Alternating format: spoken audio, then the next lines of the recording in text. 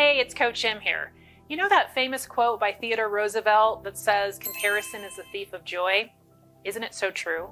We all struggle with comparing ourselves to others sometimes. For some of us, we're doing it all the time, and we're wondering why we're so miserable. For others of us, it happens when we hit roadblocks in our lives. Whether it's with our career, the way we look physically, or whether we think we're too introverted or not extroverted enough, and the list goes on and on. Well, if you're a teenager or an adult, and you're at a place in your life where you're comparing yourself to others and you're feeling unhappy, unfulfilled, and jealous, then this video is for you. I've got 4 powerful strategies for helping you stop the thief from stealing your joy coming up.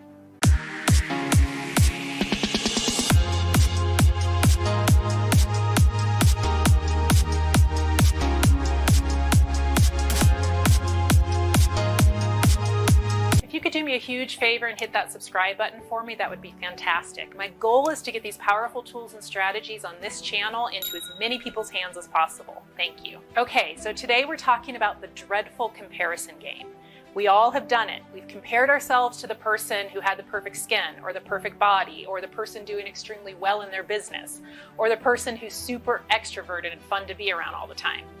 What causes us to do this, to compare like this? To become jealous or envious of another person because we want what they have. The thing is, it's okay to want what someone else has. The problem is when we think that we're less than because we don't already have it, and the other person is somehow better than us because they have it. Or we believe that we'll be better, more successful, or happier if only we could have that one thing that the other person has. This is the problem. We are basing our whole life journey to someone else's peak moments. We forget that we're only seeing a sliver of a moment into someone else's life.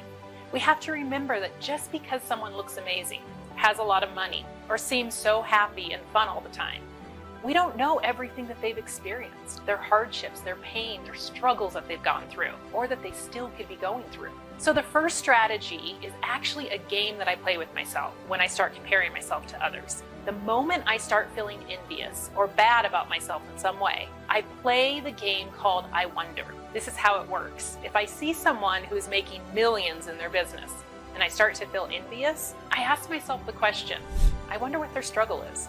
Then I ask, I wonder what heartache, pain, and adversity they've had to go through. Then I ask, I wonder what their real story is. I'm going to tell you, just by asking these questions, I will immediately start to shift my feelings because I'm able to turn my idealizing about how I want to be the other person into humanizing the other person and their situation. When we start to fall into the comparison trap, it's important to use strategies that shift our feelings quickly so that we're not mired in feelings of inadequacy, inferiority, and jealousy for a long time, because those feelings can quickly lead to anxiety and depression. The second strategy is a big one and the most important.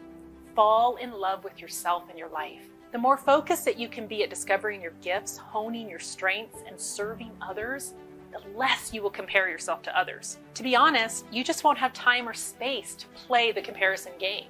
You'll be too busy creating the life that you love, finding meaning and fulfillment in what you do, and how you show up in the world. Falling in love with yourself is about understanding yourself better, what energizes you, what depletes you, what makes you feel alive, what drains you. It's also about accepting yourself fully, which includes accepting your weaknesses, and remembering that if we broke down every quality, every skill set, everything the person can possibly be good at, we know that one person can't possibly be the best at all of them. Being human just doesn't work this way. There will always be someone who is better at certain areas of life than you, and you will always be better than some people in different areas. This is reality, and it's okay. The more that you can utilize your strengths, the more that you serve people around you, and the more inspiring, helpful, motivating, captivating, and engaging you become. Your impact grows exponentially when you're playing to your strengths. So acknowledge and accept your weaknesses, but focus on your strengths. To do this in more of a tangible way, I highly recommend adopting a mantra for yourself and tape it to your bathroom mirror and say it to yourself often. I know some people like to use affirmations, and my only caution to affirmations or mantras for that matter is that whichever you choose, you have to believe it 100% for it to be really effective and to actually help you start to shift negative feelings. So saying an affirmation as if it's happened doesn't always work, especially if you don't believe that it's really possible for yourself. Meaning, If I think I'm ugly and I'm saying the affirmation or mantra, I'm beautiful and amazing, it may actually make me feel worse because I think that I'm lying to myself. This can be a surefire way to lower your self-esteem. So be very careful here. So only choose mantras and affirmations that you believe. The best way to do this is to start with a more neutral mantra or affirmation. Like in the previous example, instead of saying I'm beautiful and amazing, I could say something like I'm a work in progress just like everyone else. Or I'm here for a reason. I have a list of some mantras linked below. Just click on the link to access them. The third strategy is to change the way that you view competition. Now, I know some people will say how much competition fuels them, inspires them, gets them pumped up and motivated. And I'm not saying competition is bad overall. I just want to offer a different perspective to it. The problem with competition is that we're stuck in the comparison game. We're constantly comparing where we are to where someone else is. And we're wanting to beat them or surpass them or dominate. What if you decided to be a creator and collaborator instead of a competitor? How would that change things for you? How would you show up differently? How would you engage with others? This strategy of seeing yourself as a creator could change everything for you. It would no longer be about you getting ahead of someone else or being better in some way compared to someone else. It would be about contributing at your highest level, knowing that you're serving a collective group who needs your strengths, talents, and gifts. To help you remember that you're a creator, not a competitor, you'll want to ask yourself these questions on a regular basis. Number 1, how can I serve at my highest level? Number 2, what can I give in this moment? Number 3, am I acting as a creator or a competitor right now? Number 4, am I showing up in an authentic, vulnerable way to serve? Number 5, what can I learn from others right now?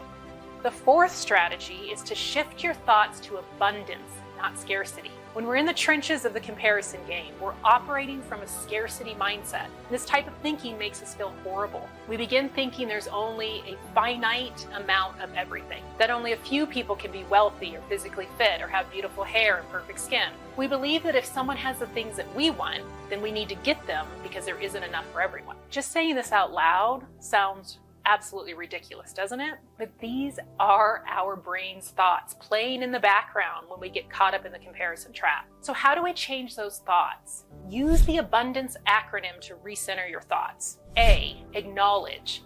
Become aware that you need to shift to an abundance mindset. B, be in big mind. Big mind is when you're in the place of abundance, peace, gratitude, and little mind is when you're stuck in scarcity, fear, and lack. U, universal truth.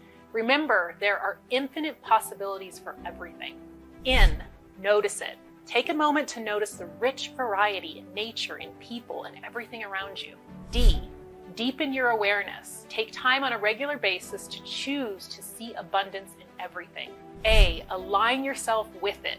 Ask yourself this question often. Is this thought coming from abundance or scarcity? N, now. Come back to the present moment, the here and now.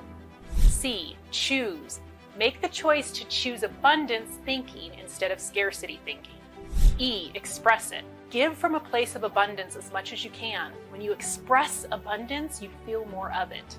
If you implement these 4 strategies, they'll immediately help you stop comparing yourself to others.